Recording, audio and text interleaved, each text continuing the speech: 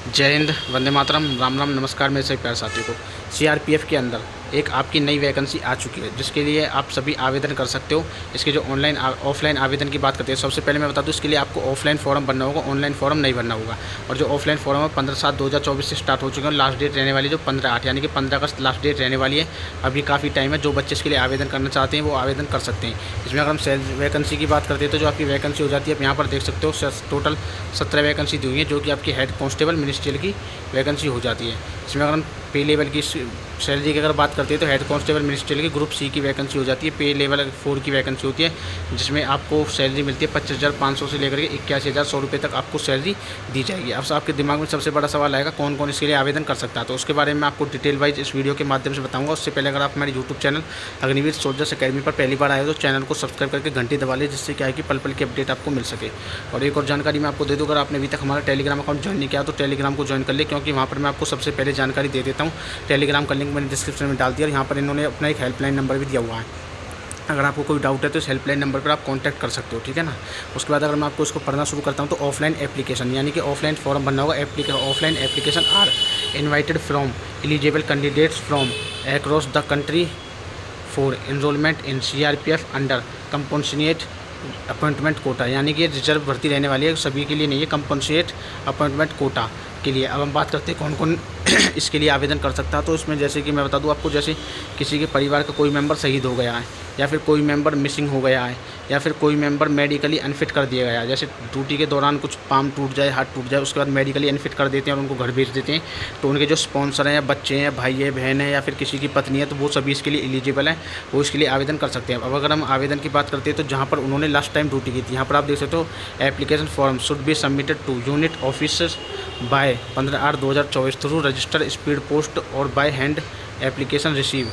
यानी कि आप चाहो तो सीधे जा करके वहाँ पर दे सकते हो, यानी कि जहाँ पर भी आपके, जैसे कोई, मैं बात करता हूँ जैसे भाई के बारे में, जैसे आपका भाई शहीद हो गया था, तो अगर आपका भाई सीआरपीएफ में ऑन ड्यूटी शहीद हो गया था, तो जहाँ पर उनकी ड्यूटी थी, यानी कि जिस सेंटर में उसकी ड्यूटी थी वहाँ पर आपको फॉर्म ले जा करके देना होगा, या फिर जहाँ जिस ऑफिस में या फिर जिस जगह पर ड्यूटी थी वहाँ पर आपको फॉर्म सबमिट कराना होगा। दूसरा हो जाता है, या फिर आपका भाई मिसिंग हो गया, तो जहाँ से मिसिंग हुआ, जिस सेंटर से मिसिंग हुआ है, तो वहाँ पर आपको ले जा करके देना होगा, या फिर जहाँ से मेडिकली उन्हें अनफिट किया गया वहाँ पर जा करके आपको देना होगा। आवेदन कौन कौन कर सकता है? फैमिली डिपेंडेंट, यहाँ पर आप देखिए डिपेंडेंट फैमिली मेम्बर्स मीन्स यानी कि स्पॉन्सर, जैसे कि पत्नी किसी की, या किसी की पत्नी शहीद हो जाती है तो उसका पति भी फॉर्म भर सकता है, ठीक है ना। उसके बाद सन इंक्लूडेड एंड अपॉइंट अडोप्ट, यानी कि किसी का बेटा आवेदन कर सकता है, चाहे वो बेटा गोद लिया हुआ हो वो भी आवेदन कर सकता है। डॉटर, किसी की डॉटर हो, बेटी हो, या फिर बेटी गोद ली हुई हो, वो भी इसके लिए आवेदन कर सकते हैं। साथ ही अनमेरिड ब्रदर एंड सिस्टर, यानी कि जिनके भाइयों की, जिसकी जैसे किसी की शादी नहीं हुई है तो उनके भाई और बहन भी इसके लिए आवेदन कर सकते हैं। लेकिन किसी की पत्नी ने शादी कर ली है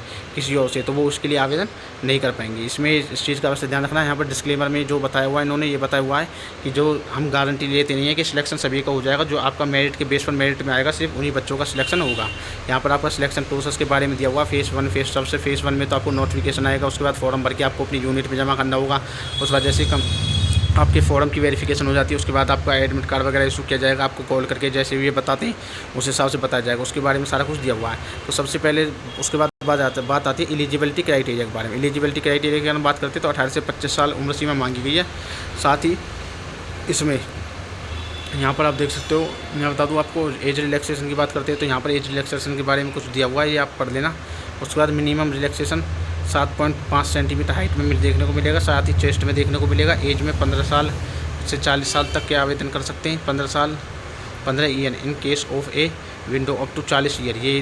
और साथ ही वेट मैक्सिमम पॉसिबल, यानी कि जो मैक्सिमम है वो कम होना चाहिए वेट, इसमें ये सारा कुछ दिया हुआ। क्वालिफिकेशन की बात करते हैं, एजुकेशन क्वालिफिकेशन की, तो 10th+2 जिन्होंने 12वीं की हुई है वो इसके लिए आवेदन कर पाएंगे, ठीक है ना। साथ में आपको टाइपिंग टेस्ट भी होगा, स्किल टेस्ट में टाइपिंग टेस्ट भी होगा। टाइपिंग टेस्ट की अगर बात करते हैं तो 35 वर्ड पर मिनट कंप्यूटर पे, हिंदी में देते हो इंग्लिश में होगा, अगर हिंदी में देते हो तो 30 वर्ड पर मिनट होगा कंप्यूटर पे ही, ठीक है ना। ये इसमें आपका टाइपिंग टेस्ट रहेगा। टोटल यहाँ पर आप देख लेना, ये 30 वर्ड पर मिनट रहने वाली है, और साथ ही 1000, 10,000, 50 आपको कीवर्ड दबाने होंगे, प्रेस करने होंगे, उस प्रकार से इसमें दिया हुआ है। सारा कुछ पढ़ लेना, नोटिफिकेशन का लिंक मैंने डिस्क्रिप्शन में डाल दिया है।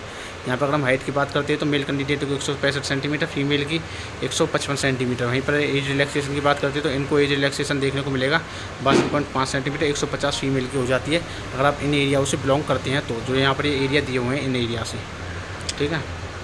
उसके बाद अगर आप OBC SC ST कैटेगरी से आते हो तो आपको क्या है कि थोड़ी छूट मिल जाएगी। 77 सेंटीमीटर चेस्ट फुलानी होगी और 82 आपको फुलाने के बाद। अगर ST से आते हो तो 76 सेंटीमीटर चेस्ट और 81 फुलाने के बाद ये होनी चाहिए, ठीक है ना।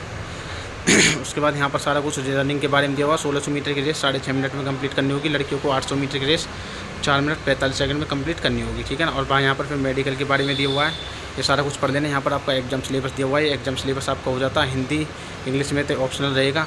जनरल इंटेलिजेंस यानी कि आपकी रीजनिंग हो जाती है। एप्टीट्यूड यानी कि मैथ हो जाती है। क्लरिकल एप्टीट्यूड हो जाती है। कंप्यूटर नॉलेज हो जाती है। 20-20 क्वेश्चन 20 मिनट के, यानी कि 20 दिन से 100 मिनट में आपको 100 क्वेश्चन करने होंगे। ये आपका टारगेट रहता है। 100 नंबर का ही पेपर रहेगा, ठीक है ना। उसके बाद यहाँ पर डॉक्यूमेंट वेरिफिकेशन के बारे में दिया हुआ है। वेरिफिकेशन के बाद आपके डॉक्यूमेंट्स ओरिजिनल यानी कि सिलेक्शन प्रोसेस की बात करते हैं। सबसे पहले आपको फिजिकल होगा। फिजिकल के बाद डॉक्यूमेंट वेरिफिकेशन होगी। उसके बाद आपका एग्जाम होगा। एग्जाम के बाद आपका सिलेक्शन होगा, जो भी मेरिट पे आ जाते हैं बच्चे। उसके बाद अगर आप देखते हैं तो ये आपका पूरा फॉर्मेट आ जाता है फॉर्म का। यहाँ से इस फॉर्म को आप जा करके भर के अपने सेंटर वगैरह में, जहाँ से भी आपका भाई बहन या फिर आपके पिताजी जहाँ से भी शहीद हुए हैं या फिर जहाँ से भी मिसिंग हुए हैं या फिर मेडिकली अनफिट हुए हैं, तो आप जा करके आवेदन कर सकते हो, ठीक है ना वहाँ पर। और आने वाली पल पल की अपडेट के लिए हमारे YouTube channel Agniveer soldiers academy को सब्सक्राइब कर ले, जिससे आने वाली सभी जानकारी आपको मिल सके। जय हिंद, जय भारत।